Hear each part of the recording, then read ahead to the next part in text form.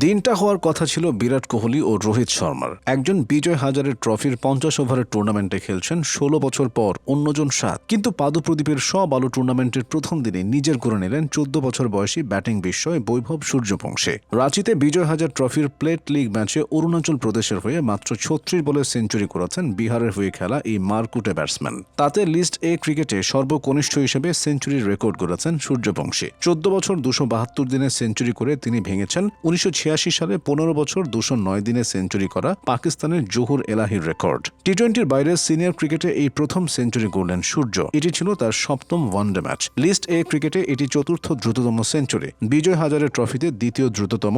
গত বছর 35 বলে সেঞ্চুরি করেন আনমোলপ্রীত সিং।